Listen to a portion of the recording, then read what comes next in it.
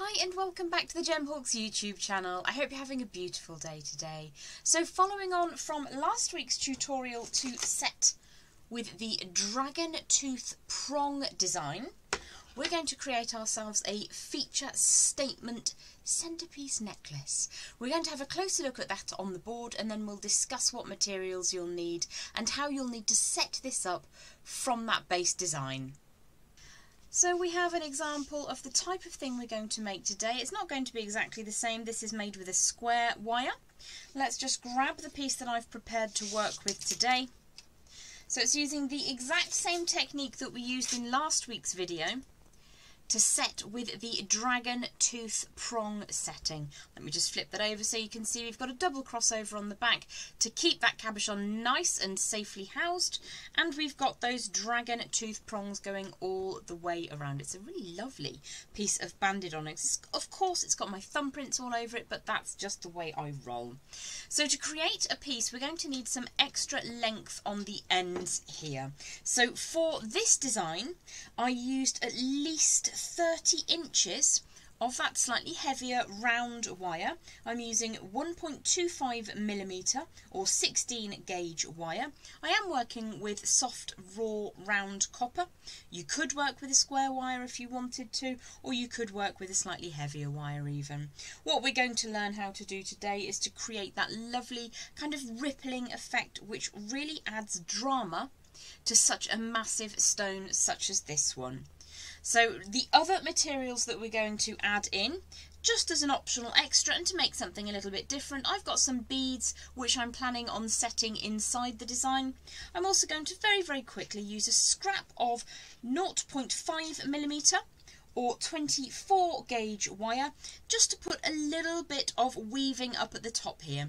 Now you may remember a few weeks ago I did an absolute beginner's basics intro to the basket weave. So I'm just going to do a little bit of 3-in-3 weaving in here now, and then we're going to commence with the rippling effect.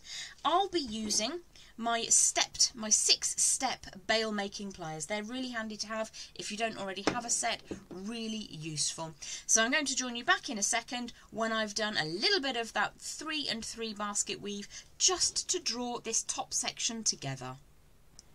So I've just taken a second to neaten everything up, make sure I'm happy with the strength of my Dragon's Tooth Prong setting, and I ended up doing a little bit of 4-in-4 basket weave. The technique is exactly the same, and I've covered approximately just over 1/2 inch with that weaving just up at the top there. And that just holds everything really neatly together, and then we can move on to that lovely rippling effect which gives us that gorgeous bouncy statement collar. So I have my 4-in-4 basket weave just down here, and this helps to keep the strength of the piece all under control. We're going to be putting a little bit of pressure in either direction coming away from the top of the piece, so tying everything together securely is really very important. Let's pop that back out of the way. Another thing that you'll need to be aware of is that you have flush cut the ends up here at the top and that both sides are exactly the same length. Now whilst you're not a machine and it is rather difficult to ensure that you make each of these little ripples exactly the same, there may be minor variances, so having those start at the same length is really helpful. Another thing that I tend to do is I'm going to use number 4 prong or number 4 size on my 6-step bail makers, and I've put a little black dot on the size I'm going to use, and that's just to remind me that that's the one I'm using to create the rippling effect. It's very easy to get yourself turned around and to forget exactly what it is that you're doing. Something else that's quite helpful to do is just get one of these out of the way. So I'm going to warm one of the sides through, get that nice and toasty, and then just wrap that around. Just means that it's out of the way and it shouldn't come into contact with all of the bits and bobs that I have on my workbench. So to begin with, we're going to start with an upward facing ripple. And what I might do for this is just draw the camera out slightly and then crop the screen so that I can bring my pliers back into position. So we're going to start by putting the prong that we're using, which is step number 4 today, and I'm going to pop the wire just up in the top there and rotate those around to give me a nice rounded form. I quite like the distance between the top of my wire weaving and where that form has taken place, so I'm just going to hold on to that and then grab the end of the wire and bring that around. What we're going to do now is use the same prong number 4, or step number 4 rather, and we're going to allow the wire to chase around from the opposite direction, bringing that all the way back up so that it touches against the first arc that we created. Sometimes that gets a little bit snug. So the first little squiggle is a little bit different to the others because there's a slight opening just here. But once you get into the rhythm, what we're looking to do is to bring the wire back so that it touches the loop or the ripple beforehand. So for the next and subsequent loops or ripples, I'm going to bring the pliers in above the position and rotate them around until I get a loop forming so that the top of the loop is going to be in a straight line. Now you can drop that down to the board and use a straight edge if you need to. Really useful to have that little black dot on your bail makers if that's what you're using, just to ensure that you're constantly using the same size.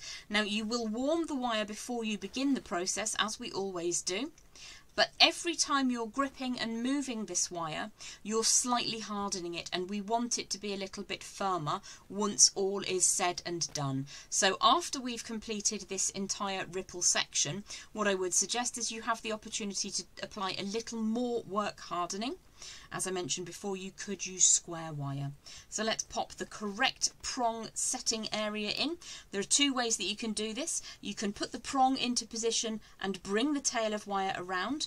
My preference is to pop the correct step on your bail makers on the wire and then rotate that wire around. It's much easier to control the final position of that little ripple. So what we're looking to do is to have a straight line of tops and a straight line of bottoms with those 2 edges constantly touching one another. So I will probably put that bail maker back in for a second and just draw that last little section of wire over before putting the correct prong in again, rotating those pliers around to ensure a nice straight line all the way along the top. Now because we used a slightly harder wire, we're working with 1.25mm or 16 gauge wire, I'm actually able to support the weight of this frankly vast cabochon by holding on to this rippled section up here.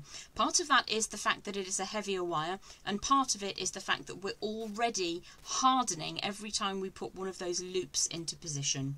So again, I'm going to flip the pliers over, making sure that I have the correct step of my stepped bail makers, and I'm going to rotate that wire around, gently pushing it so that the edge sits against the preceding ripple. And if it's too deep, I'll show you how to fix that. Pop that prong in and just rotate around until it sits exactly where you want it to. You can get this down on a straight edge if you want to. If you see that the preceding loop is ever so slightly higher, you do have a small allowance for just rotating that around, like so.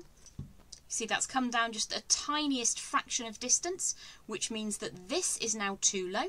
So we will hold above, put the correct prong, the one with the spot in, and then rotate that all the way up to the top, bringing the wire back so it touches the ripple beforehand.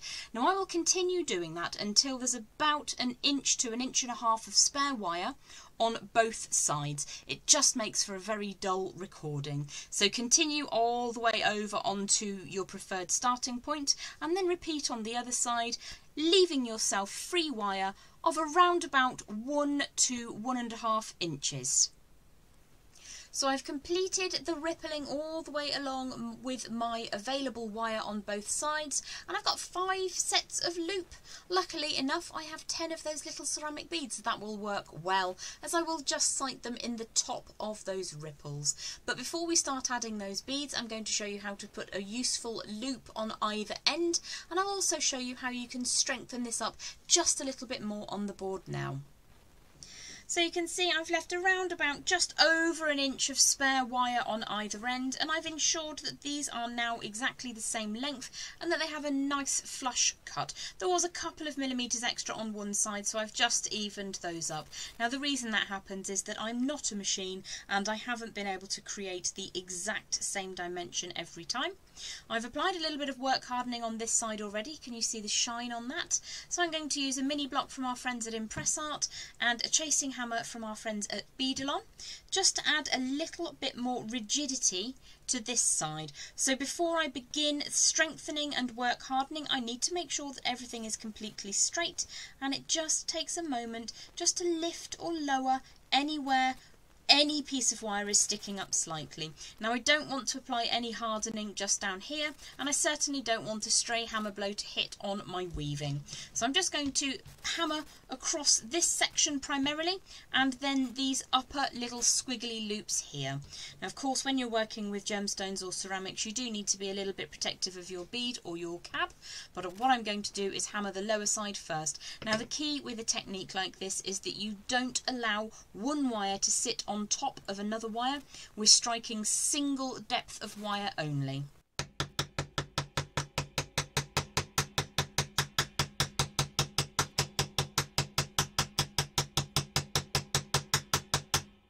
So what I'm doing is I'm applying a little bit of downforce with my fingers over here to ensure that nothing moves around too much.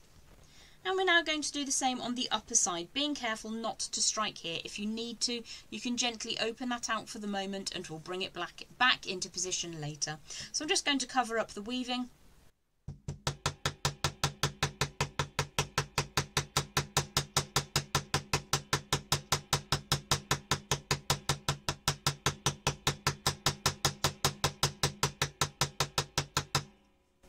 Let's get that hammer back out of the way.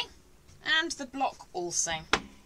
So you've got a nice bit of spring, but a good sense of rigidity and a really nice shiny sheen actually on these. So for the next part I'm going to employ those 6-step bail makers once more, but I'm going to make a reasonably small loop. Now I'm going to wrap around one of the smaller prongs, probably step 2. That's more than large enough to get a good chain link into, or to add on some form of clasp, whatever you want to attach with. What I'm going to do is just rotate around number 2 on the bail makers, and I'm going to bring the end of the wire up and away. So this is the front side, there's the rear, and I want to create a little bit of a spring with those bail makers, bringing the end up and away. So if I just tilt that onto the side, you'll see that as I rotate those pliers around, I'm creating a stack. I'm going to bring that to approximately centre point along between the top of my squiggle and the bottom of the squiggle, and then I'm just going to push that back into position. If you need to, grab a finer set of pliers just to ensure that that very tail end doesn't sit out proud. You've got about 1.5 wraps of that heavier gauge wire now, and that's more than strong enough to pop in a jump ring or a lobster clasp or whatever you fancy adding onto the end. I will simply do exactly the same on the other end. So I've added on, utilising a piece of chain I had laying around with a couple of lobster clasps on either end, and it neatly suspends the whole piece. Now this is finished, basically, but if you want to add some beads into those springy sections, I'm going to show you that now down on the board. So whilst our piece is essentially finished, I'm going to show you some optional extras that you can do to kind of change things up a little bit. So this sits very straight at the moment. One of the things that you can do is very gently just tease apart those lower little ripples so that you get a nice curvature in the metallic part of the design. It's all metallic, but you know what I mean, across that bar section. So I'm just very, very gently opening up the loops that sit on the lower side of that bar assembly. Not the last one, because I kind of want a little bit of strength there. But if I pop that back down in its finished orientation, you'll see that that's now got a really lovely and very collarbone enhancing little curve to it.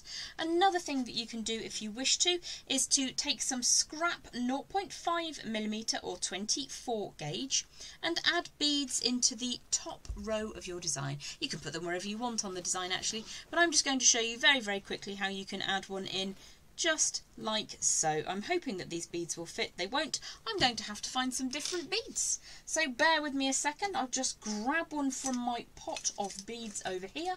Oh, that's a nice sparkly one. I won't be able to finish for these. I've only got the one.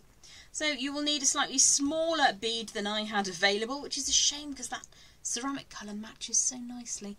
I'll have to see if I can find some smaller ones. But if you want to sight a bead, you'll need to make sure that it sits in the aperture.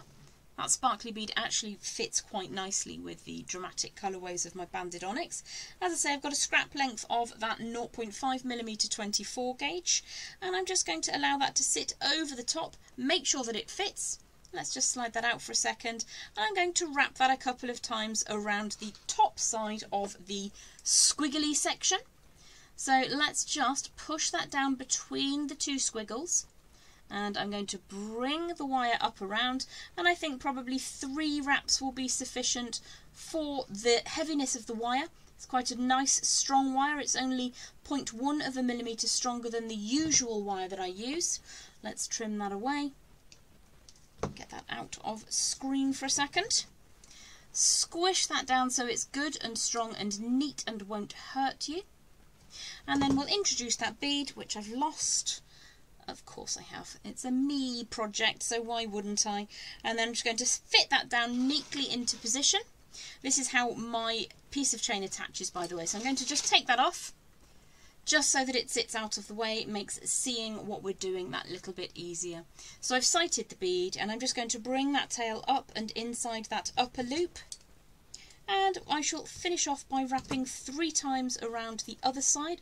Like I say, it's a slightly heavier wire than the 0.4 I tend to use for weaving, but it does give you that little bit of extra strength. So let's just pull that through all the way around, tighten that coil up neatly. You could use your nails if you don't care about them like me. Do be careful of that bead though. And then we will trim away on the rear side.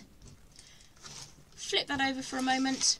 And then we'll make sure that the very end of that wire gets tucked away so that it can't hurt you or the bead. So if I just flip that back into the upright position, squish that little coil into a neat little weave and wrap, you'll see that you can enhance the design further by adding in little beads at the top of the squiggles. You don't have to do that, it's already finished, but I kind of like giving you options. So I've just finished off there with a second solitary bead in that little ripple up at the top on either side. I think it looks quite pretty as it is. I might just leave it like that, to be honest. But you could add as many or as few little embellishments as you want to. You don't have to add any. I would recommend using quite a heavy gauge wire though, just to make sure that it does retain strength in wear. There's a little bit of flex there. You could, as I say, gauge that up to 1.5 if you've got strong fingers. Have yourself the most beautiful day. Don't forget to like and subscribe if you're enjoying the content, and I look forward to seeing you back here with Gem Hawk's YouTube channel again very, very soon. Bye for now.